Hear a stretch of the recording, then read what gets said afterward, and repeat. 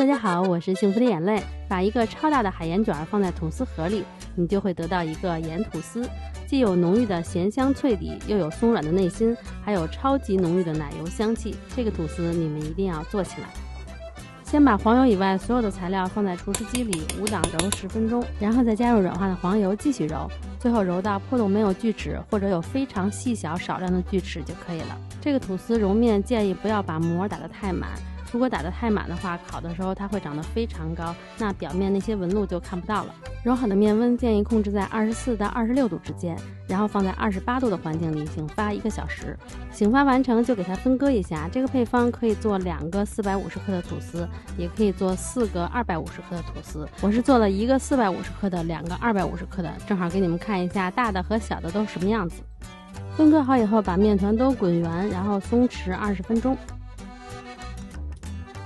把面团擀开，擀成一个三角形。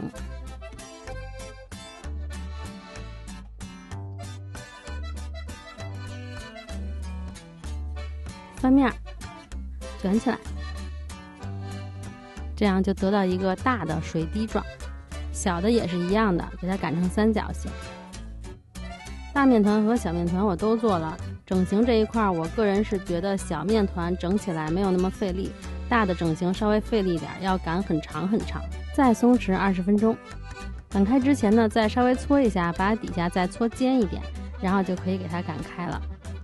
顶部这里擀的时候可以给它擀得宽一点，然后一只手抬起面团，另外一只手顺势慢慢的往下擀。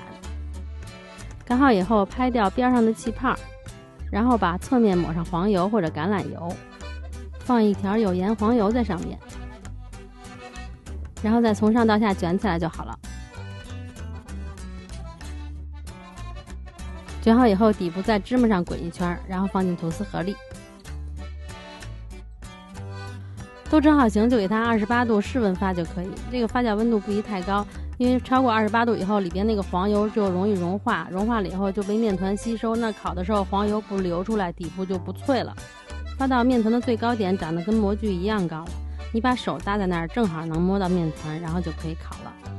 上火160，下火210，250克的面团烤30分钟左右，450克的面团烤35到40分钟左右。这个烘烤温度和时间真的是要根据自家烤箱调整的。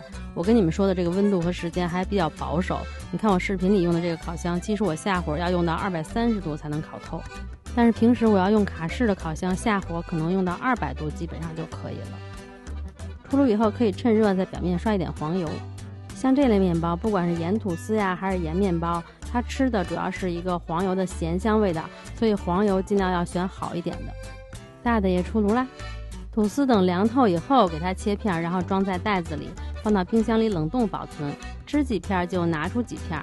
这个吐司我觉得复烤一下会更好吃，加热以后底部是很酥脆的口感，再加上有很多芝麻，嚼着就特别的香，内心吃起来非常绵软，还带着黄油的咸香，上面的皮嚼起来是有一点点韧劲的。这一个吐司吃起来是有多重口感，真的非常好吃。